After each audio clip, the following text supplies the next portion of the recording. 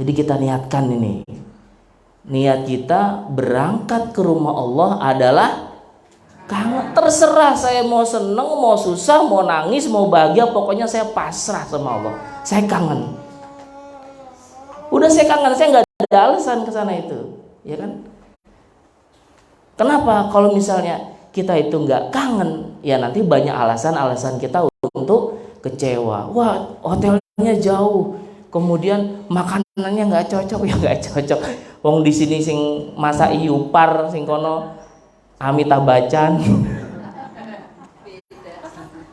Jadi satu-satunya alasan untuk umroh apa? Kangen, udah itu aja. Kalau mau cari apa B C D nggak usah umroh, mau doa terkabul, ya kasihan orang yang nggak punya uang, nanti masa doanya tidak terkabul. Tapi kalau umroh pasang dalam hatinya apa? Kangen, nggak ada alasan. Mau capek, mau panjenengan, wah selututnya tuh ditepuk-tepuk terus kemeng, mau badannya geringgingan, mau nggak enak badan, pokoknya aku kangen. Terus kita pasang dulu para jamaah.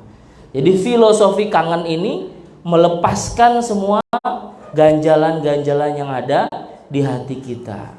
Kalau kita kangen sama Allah, kita tidak mengharap apapun gitu loh. Hanya kangen, saya tadi kangen sama anaknya sakit ya Bu, aku mau kangen, cuma gendong ya kan. Disitulah sama.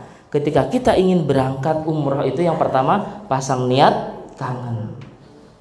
Nah, setelah niat yang benar para jamaah, sama seperti itu yang ada di gambar itu, akan keluar amalan kita yang baik. Kenapa? Niatnya sudah baik, ya kan? Amalan kita yang putih, susu putih itu pasti keluar dari teko yang isinya susu. Amalan kebaikan kita pasti lahir dari niat kita yang baik. Nah, umroh sebanyak ini, ya kan, rasanya yang dirasa beda. Fisiknya jejer, tapi batinnya pasti jejer atau tidak? Tidak. Ada yang di umroh itu pas begitu besok nih dilepas sama keluarganya, naik mobil, ya kan, belum naik pesawat, dari rumah ke YIA besok, ya kan, ke bandara itu rasanya udah di depan Ka'bah terus.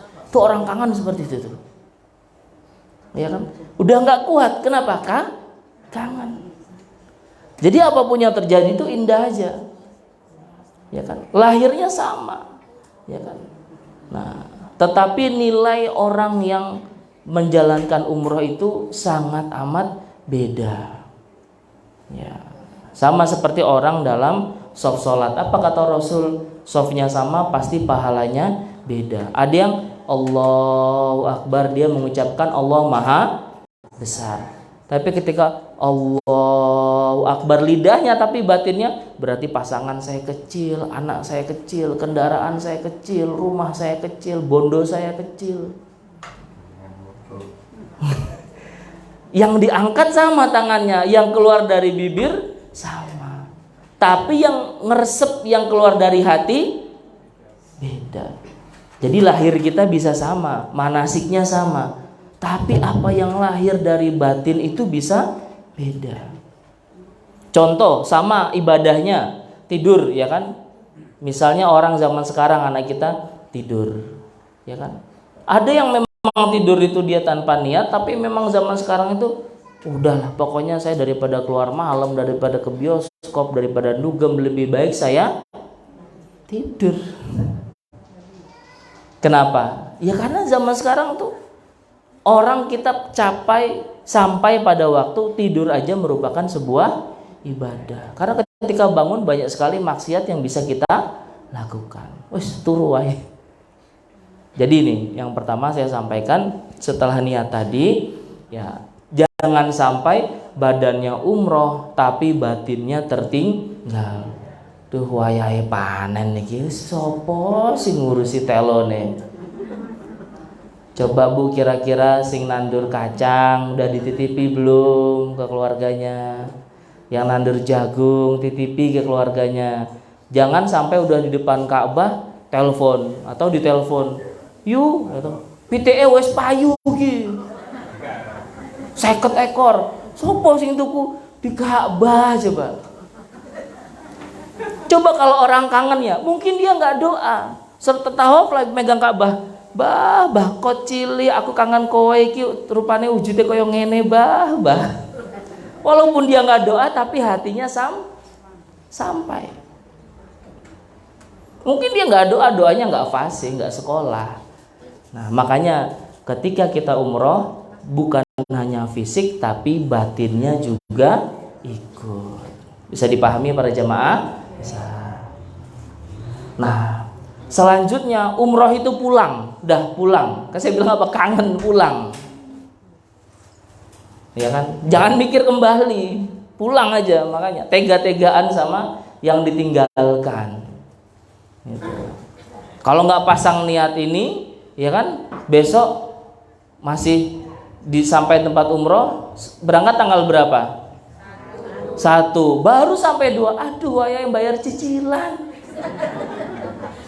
Loh betul ini ya. Waduh, ayah bayar rekening listrik coba.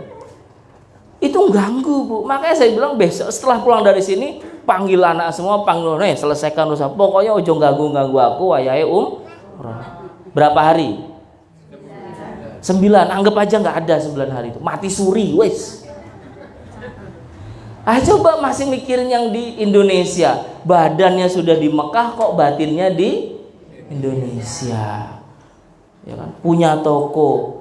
Bu, ada yang nawar ini bu, jualan minyak ya toh, sekian karton, DKI kortingan lah bu, saya tak hitung saya di depan Ka'bah. Saya oleh jilid engkas, gedang toh bu, iki wong wis ngenteni. Ya Allah. Coba bu, jadi ketika umroh itu lepas semuanya, udah kembali ke Allah, ya kan?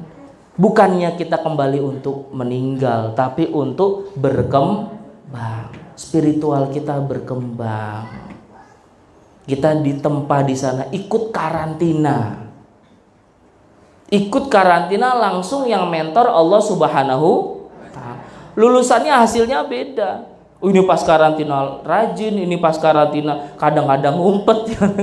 Ini pas karantina ya telat. Jadi besok karantina penilainya langsung asesornya Allah Subhanahu wa Ta'ala. Tuh. Jadi yang nilai panjenengan tuh bukan bapak saya Pak Nuruddin, bukan. Beliau nggak akan nilai. Yang nilai langsung Allah. Kamu itu mau kesini mau ngapain? Kalau kamu serius 1000% berkembang spiritual kamu. Nah itu. Jadi kita harus lepas ya Bu ya. Bapak Ibu jamaah siap melepas yang ada di Indonesia? Nah, lepas. Jangan masih ada gandolan-gandolan lagi. Nanti tidak lolos sampai sana. Masih mikir macam-macam. Udah pasrah pokoknya. Bilangin, wes pokoknya terserah mau di apapun punya saya selama saya umroh terserah lah pokoknya. Tuh. Karena itu agar hubungan kita konsen sama Allah. Nah, apa? Agar kita terbebas dari batasan-batasan yang membuat kita menjadi budak mata. Mau baca Quran ngantuk, baca WA seger. Padahal HP cile semono, le Quran gedene sakmono. Ya kan? Baca WA Bu, wah panjang sekali. Apalagi WA-nya nyertain tonggone sebelah. Baca Quran baru ngeliat sampulnya. Alhamdulillah. Goleki senderan, selonjoran, kipas-kipas. Jadi dari Jogja, dari DIY pindah ke Mekah cuman golek nggon sende, pindah nggon turu. Itu budak mata kita selama ini kita nih. Coba pengennya kita semua tahajud 1 malam 5 jam, betul atau tidak? Karena mata kita membebani kita, jadinya bukan tahajud 5 jam, tapi enggak tahajud. Budak perutnya. Coba kalau kita pengen kan makan kita sehari 3 kali. Sekali makan hitung 10 menit sampai 30 menit. Coba 30 menit kali 3 dipakai buat zikir pagi petang tadi. Udah kita udah jadi budak, besok dilepas. Jangan besok-besok turun ke Mekah sing digolek apa? Ndiki omah makan Padang jarine tonggoku ana diskon ya. Atau enggak cari ayam bakar wong Solo. Sampai ke Mekah sing digoloi ayam bakar wong Solo atau gudeg Yusum. Aduh ke Jogja tekan Mekah. Ini harus dilepaskan Bu, besok jangan sampai jadi masalah nih. Jadi besok itu harus dibedakan antara jamuan manusia sama jamuan Allah. Allah udah kasih jamuan tawaf itu 24 jam. Kalau di sini silahkan sholat sunnah, di sana jangan sholat sunnah, rugi sampai Mekah tawaf sak pengkore sak pegel. Kenapa? Jangan sampai besok pulang kok Kota Gede pengen tawaf nggak ada Ka'bah, tawafnya di pasar Kota Gede. Pakai baju putih, baju ihram, sing bapak-bapak baju ihram, lah baik. Masuk KR. Jadi pas besok di sana udah nggak ada Ka'bah lagi di dunia ini selain di tempat Masjidil Haram itu. Makanya saya pulang dari umroh sakit apa kaki, kenapa? Nggak apa-apa, enak. Saya bilang apa? Udah sembuhnya yang lama aja, kenapa? Biar terasa terus masih saya tuh terngiang-ngiang, nggak saya obati waktu itu. Kenapa? Enak terasa perjuangan saya ketika umroh. Tuh. Jadi jangan sampai kita budak uang. Yang selama ini kan hidup kita itu, ya kan? Kemudian budak pakaian. Mau keluar pilih-pilih baju, pilih-pilih pakaian. Besok tidak ada lagi, semuanya sama. Jadi besok kalau perlu perutnya diisi air zam-zam aja. Ya kan? Mau makan, tapi ternyata belum waktunya makan, daripada jajan balik penuhi sama air zam-zam. Jangan sampai udah pulang air zam-zamnya habis, kok kangen ngombe air zam-zam. Pas di sana jajannya jus melon, jus mangga, wedang bajigur, wedang uwuh lagi. Ada tekan Mekah sing digoleki wedang. Ya Allah. Jangan nikmati jamuan Allah Bu di sana. Nikmati itu. Pokoknya udahlah. Kalau perlu di kamar tuh 1 jam ya 1 jam, bangun lagi, gelar sejadah. Kalau mau saya bilang tidur ngantuk-ngantukan, sing penting di depan Kak. Dah itu. Masa jauh-jauh di sana cuman selimutan dalam hotel, minyak kayu putih ya toh, salon pas. Karena nggak kangen. Tapi kalau sudah kangen, wah mau dingin, mau panas, pokoknya saya kangen semua. Saya depan Ka'bah aja. Apapun yang terjadi, saya ibadah di depan Ka'bah. Tuh. Ini dikasih minum suruh berhenti atau belum?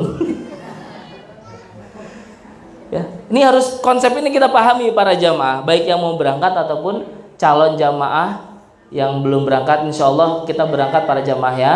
Amin ya robbal alamin. Jadi yang ini mau berangkat yang sana biar doanya makin kenceng. Ya Allah saya umrah, ya Allah saya umrah, ya Allah. Caranya gimana jangan pikirkan, coba lihat.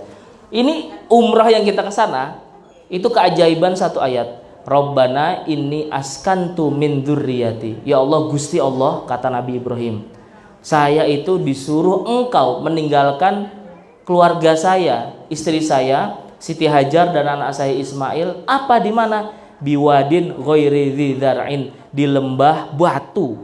Wah, lembah batu Bu, kalau siang itu panas seminta ampun. Pernah jam 12 siang diri di tengah aspal? Wah, panas. Kalau malam itu tidak ada pohon, ghairi dzar'in. Tidak ada pohon, saking kerasnya batu, saking tidak ada air, lumut aja nggak bisa tumbuh, kok manusia suruh tinggal situ ya Allah. Ini kata Nabi Ibrahim. Tetapi apa yang saya ingat? Inda baitikal muharram. Tapi ini kan rumahmu, maka saya yakin ini tempat yang terbaik, ya kan? Terus berdoa apa lagi, ya kan? Rabbana liyuqimas sholata faj'al afidatam minan nasi tahwi ilaihim. Ya Allah, jadikan ini tempat orang-orang mendirikan sholat. Maka satu-satunya tempat yang tidak pernah berhenti orang sholat adalah di depan Ka'bah 24 jam. Buktikan. Jenengan mau jam 2 cari sepi, nggak ada sepi. Nah, kemudian apa? Warzuqhum minas samarat. Di awal bilang tumbuhan tidak bisa tumbuh, kok ujuk-ujuk minta buah? Nah, buah dari mana? Tapi sekarang doa itu terbukti. Di sana tidak ada pohon mangga, tapi buah mangga ada. Tidak ada pohon jeruk, tapi buah jeruk ada. Tidak ada pohon apel, tapi buah apel ada. Jadi pelajarannya kalau berdoa minta sama Allah, caranya manut Gusti. Nah, Bu yang belakang, minta umroh yang banyak. Caranya terserah engkau ya Allah. Sama Almanar itu kami ya, saya bingung kerja gaji sekian, sisa sekian, nah itu kalau main tok biro santri newas 368. Wah, saya bilang, udah doa ya Allah, pokoknya saya minta tanah ya Allah, saya minta tanah buat bangun pondok, Allah kasih. Caranya gimana? Nggak tahu. Nah, jadi itu ya, kita lepaskan kita dari perbudakan di dunia ini ketika umroh. Nah, mengapa umroh berbentuk kunjungan jasmani, ya kan? Tidak bisa umroh virtual ya. Dari sini kita lihat pakai Google Map, tawafnya keliling Ka'bah virtual, tidak boleh. Kenapa? Karena umroh itu meninggalkan dunia menuju Baitullah yang syarat akan ibadah. Besok kita itu ketika di akhirat ya kan, ya jasmani dan juga rohani kita. Ya kan? Kita meninggalkan rumah. Kenapa? Rumah itu menjadi strata ukuran sosial. Orang ini seperti ini didelok sekomahe. Orang ini seperti ini didelok sekomahe. Itu ditinggalkan, dilepaskan semua besok di sana. Kenapa? Rumah itu ada bibit sombong. Di sana itu besok kita merendah. Ya kan? Kenapa kita badannya harus ikut? Ternyata mata ini selama ini banyak air mata yang nangis karena dunia, ribut sama suami, ribut sama istri, sama anak, sama orang tua, sama tetangga, sama atasan, sama bawahan. Air mata terlalu banyak keluar untuk urusan dunia. Kalau sholat tahajud air matanya kering, besok nangis Pak Bu, nangis di sana, minta aja. Pokoknya minta. Jadi gini, kalau kita minta jangan hitung-hitungan. Misalnya, ya Allah, aku ada duit sisa panenanku sebulan 500.000. Nek ping 10 5 juta. Ya kan? Berarti 5 tahun lagi aku iso baleni umroh ya Allah. Ya Allah, tolong 5 tahun lagi panggil saya umroh ya Allah. Masa berdoa dihitung sama gaji. Berarti Allah itu dianggap cuma sekecil gaji kita. Jadi jangan merendahkan Allah, jangan mengecilkan Allah dengan doa-doa yang kecil. Saya ulangi, jangan mengecilkan Allah, jangan merendahkan Allah dengan doa-doa yang kecil. Minta sama Allah tuh yang besar yang gak bisa kita capai. Sama doanya Nabi Ibrahim kan, gimana saya ditinggalkan tempat batu? Saya gak bisa ini memberikan anak saya buah-buahan. Kan yang paling mahal buah saat itu.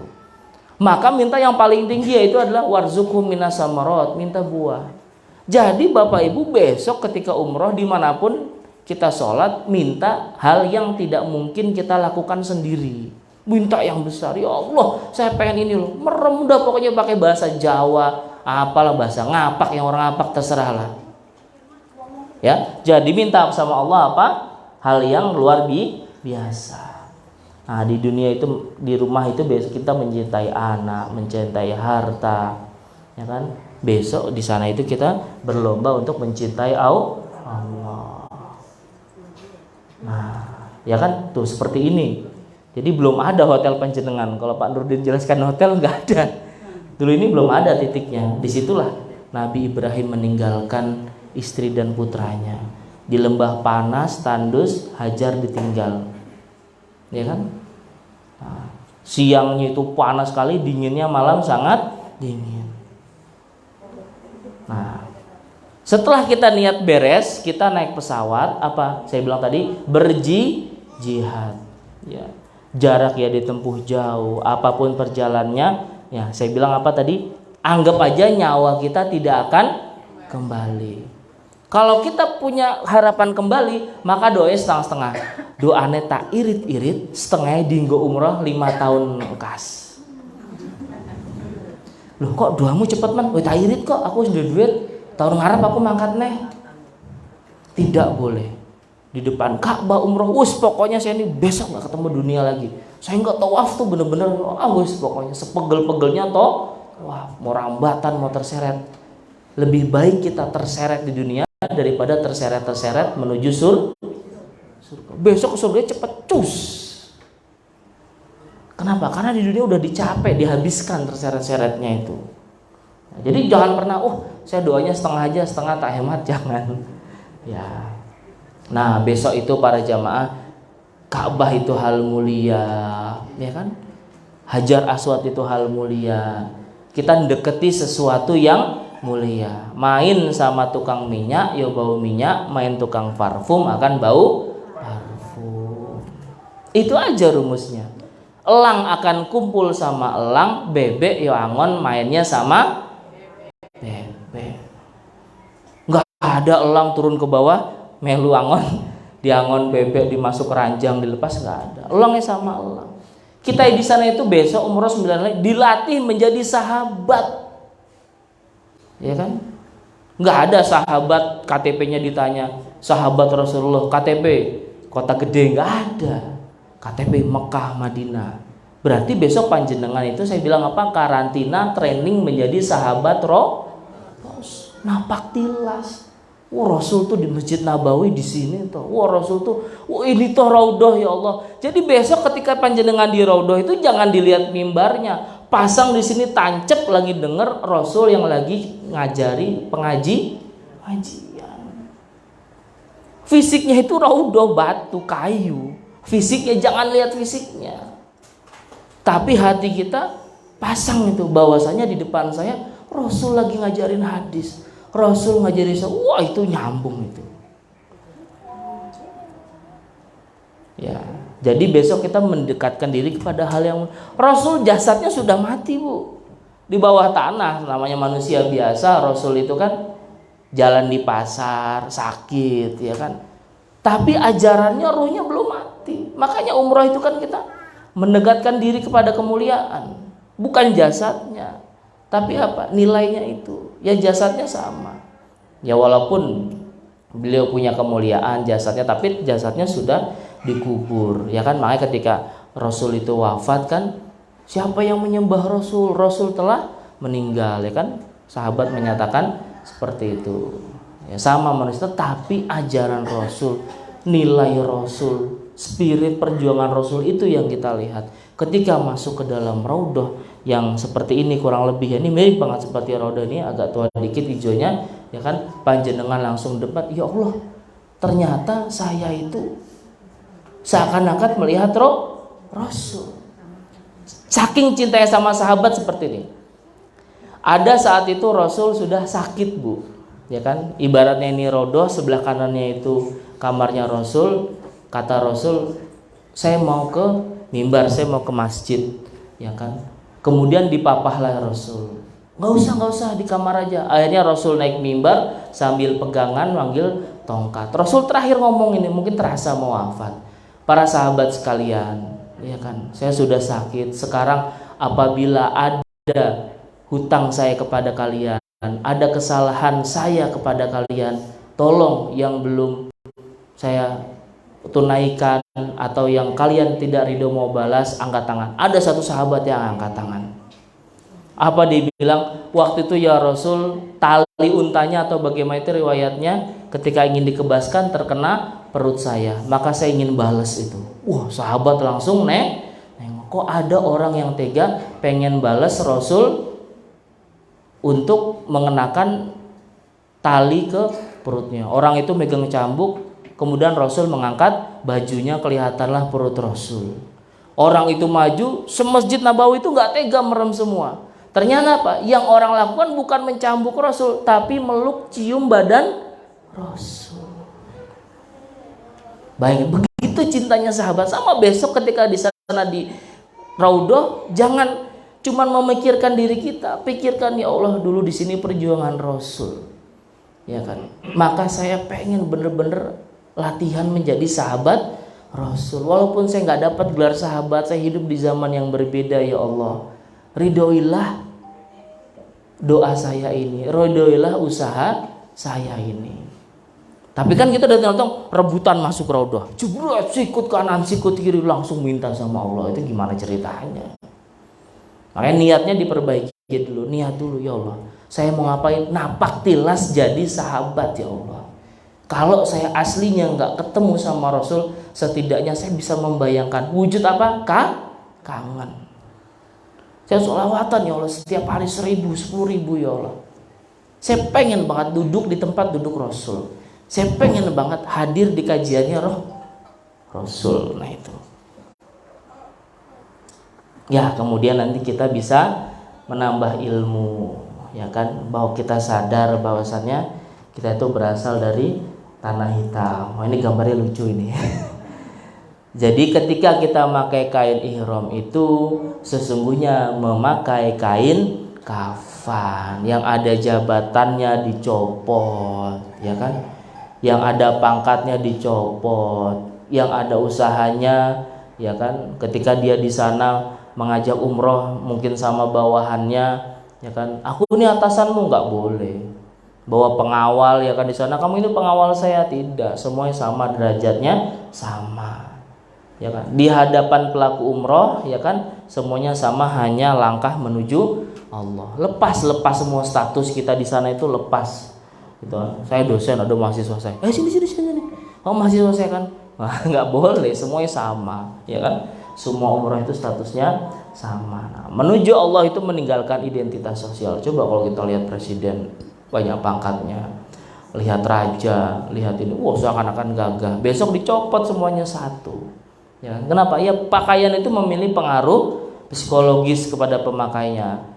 Wah, kelambimu kan mung seko katun, aku ki seko sutra. Oh, so cedak-cedak kok sutraku mengkerut.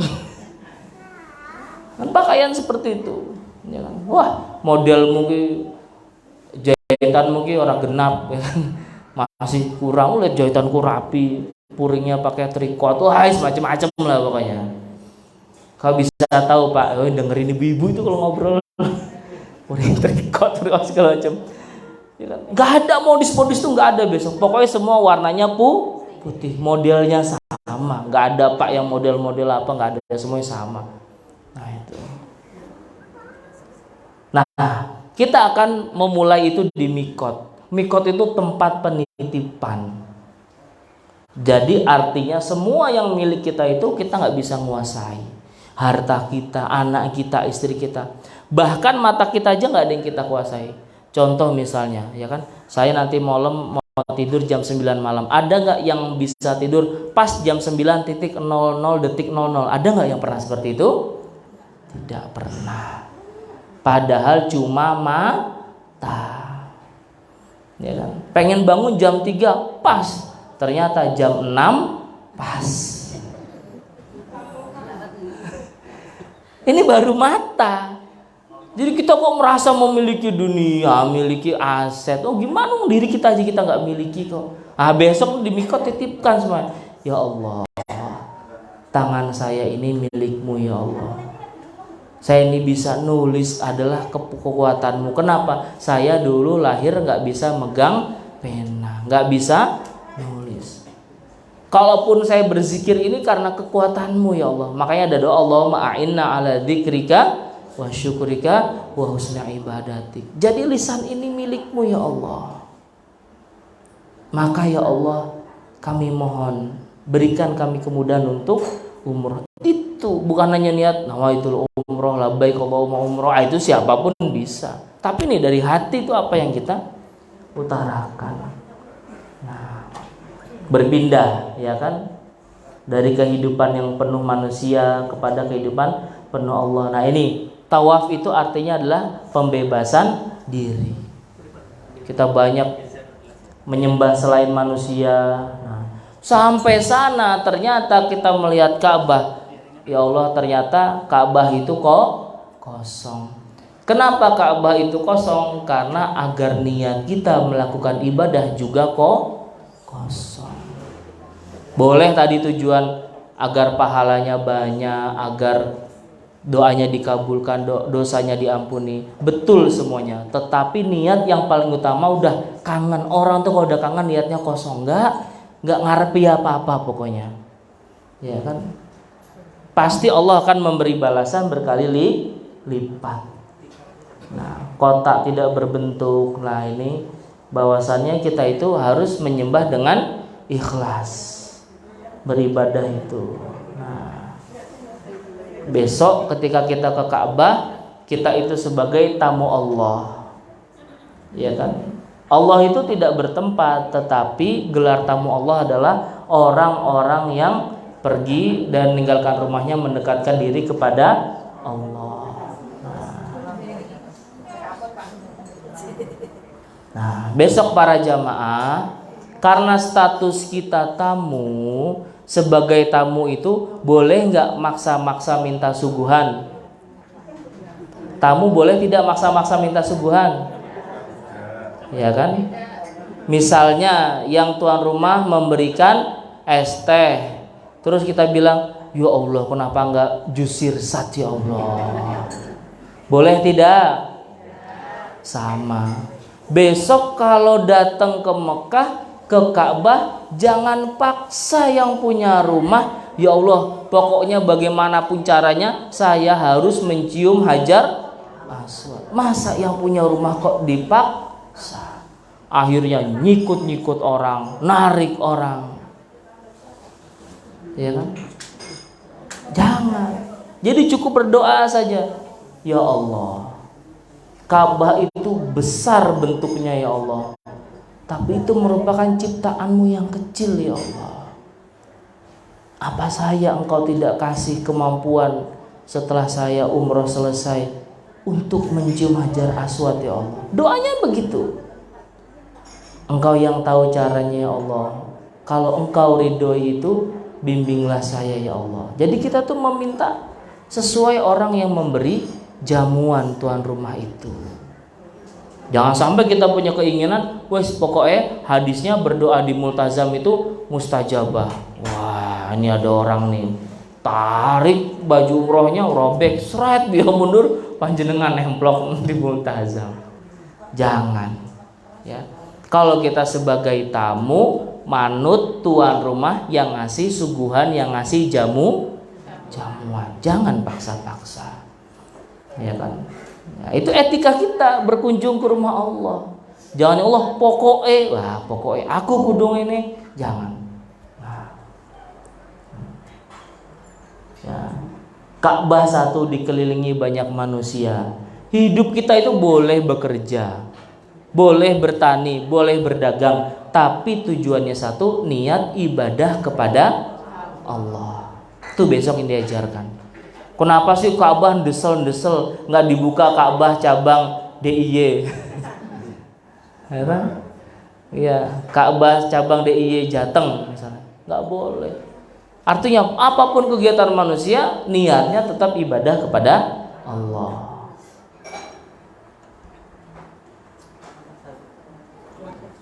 Nah, Hajar Aswad, mengapa pertama kali kita melambaikan Hajar Aswad? Kita janji kepada Allah, ya kan? Jadi kalau para jamaah melambaikan ke Hajar Aswad, kalau badannya ikut belok jangan jalan. Kenapa? Tawaf itu pengertiannya mengelilingi Ka'bah, Ka'bah ada di kiri kita. Kalau mau jalan begini ya, badannya nggak boleh. Pokoknya Ka'bah harus selalu di kiri. Satu. Kalau mau menengok gini, ya kan nggak boleh jalan, diem baru. Atau misalnya panjenengan berdoa di multazam, berdoa belok kiri, ya kan seperti ini. Kebanyakan orang kan langsung jalan begini. Nah, berarti ada 60 cm badannya tidak menghadap ke depan. Ka'bah kan harus di kiri terus. Ketika berdoa sampai multazam. Nah, harusnya kita apa? Mundur. Jangan setelah berdoa kita begini. Berarti 60 cm tadi kita tidak menghadap, ataupun kita Ka'bah tidak ada di kiri kita. Ya, nggak sah itu tawafnya. Makanya kalau ketika tawaf 7 putaran fokus tawaf, nggak usah ngejar-ngejar Hajar Aswad, nggak usah deket-deket Ka'bah, karena kalau terlalu dekat ada namanya itu syadarwan. Manasik kemarin diterangin nggak bagian Ka'bah apa aja? Belum ya, waktunya udah mau habis ini. Berarti besok ikut umroh lagi, ntar saya manasikin. Ada Syazdarwan namanya, itu bagian dari Ka'bah. Ingat perintahnya itu mengelilingi Ka'bah, bukan ngidek-ngidek Ka'bah. Ya kan? Jangan deket-deket pas ketika Ka'bah itu kan dikasih minyak wangi. Ya, nanti ketika panjenengan kena kain kiswahnya maka jadi wangi. Nah, itu nanti lain kali. Ya, jadi ketika habis berdoa mundur gini agar Ka'bah selalu di kiri kita. Nah, masih sedang tawaf. Waktunya sedikit sebenarnya 3 jam waktu ini. Oke. Tawaf 7 putaran selalu bergerak ya. Nah, ini juga penting. Tawaf itu ibadah pribadi. Kenapa dikerjakan dengan orang banyak? Artinya tujuan itu hidup memang kita punya tujuan pribadi, tapi tak bisa hidup lepas dari makhluk sosial. Artinya menuju Allah tidak boleh menyakiti orang lain. Aku harap ngene, wes yang penting aku tinggi, aku tak injek-injek yang lainnya, nggak boleh. Nah, kalau bahasa Jawa itu apa namanya? Menang tanpa ngesorake, kemudian sakti tanpa aji-aji. Nah, jadi nggak usah kita pengen tinggi, pengen mulia, beribadah kepada Allah, tapi menginjak-injak orang lain. Jangan sampai. Ya. Nah, kenapa kok setelah tawaf tidak ada materi yang didapat, tidak ada bingkisan yang didapat, ya kan? Kenapa? Karena pencarian Allah tidak akan mendapati Allah dalam wujud materi. Tetapi apa tadi? Kekuasaan. Hati kita akan berkembang setelah orang tawaf itu para jemaah. Suruh mati suruh. Oh masih.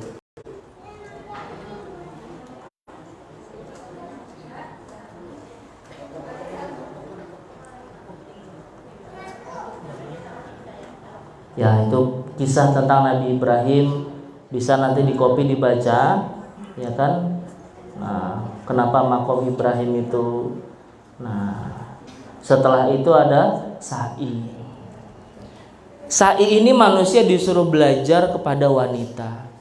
Saat itu kan Nabi Ibrahim meninggalkan Siti Hajar dan anaknya Nabi Ismail, ditepuk pundaknya itu. Apa katanya? Allahu amaraka bihadza. Apakah Allah yang memilih ini? Maka Nabi Ibrahim menjawab iya. Terus Hajar bilang apa? Kalau begitu Allah tidak akan mengambil sesuatu dari saya kecuali menggantinya dengan yang lebih baik. Kenapa? Saat itu Hajar tinggal di Mesir, ada sungai Nil, ada tumbuhannya subur, ternyata dibawa ke tempat gersang. Tumbuhannya hilang, air sungai Nilnya hilang, Allah ganti dengan air Zam-Zam. Jadi Allah tidak pernah mengambil sesuatu kecuali menggantinya dengan yang lebih baik. Yang kedua, ini tauhidnya Hajar. Saat itu Hajar bergantung ke suami yang melindunginya dari hewan buas, dari panas. Diambil nikmat suami. Maka saat itu terjadi apa? Allahus somad. Allah tempat bergantung. Bukan suami tempat bergantung. Kalau suami tempat bergantung, suami husomad. Rumah tempat bergantung, rumah hus somad. Tapi benar-benar saat itu Allahus, diambil suaminya sama Allah, diambil rumahnya, diambil ketenangan tidurnya. Benar-benar Allah somad.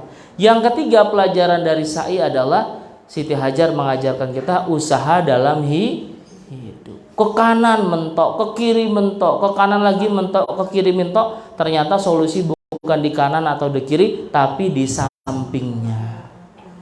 Bukan di sofa atau di marwah, tetapi Zam-Zam keluar dari kaki Nabi Ismail alaihi.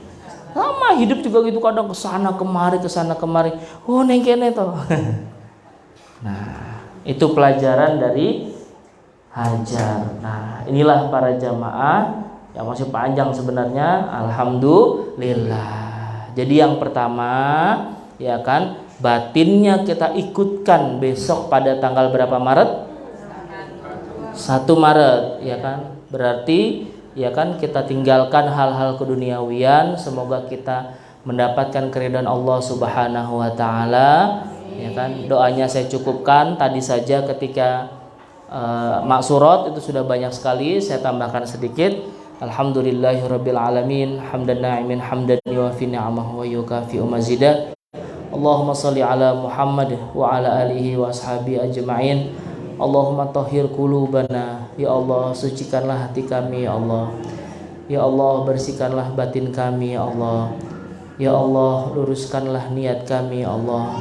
Ya Allah, mudahkanlah perjalanan umroh kami ya Allah. Ya Allah, jadikanlah niat tertinggi kami adalah ingin bertemu denganmu ya Allah.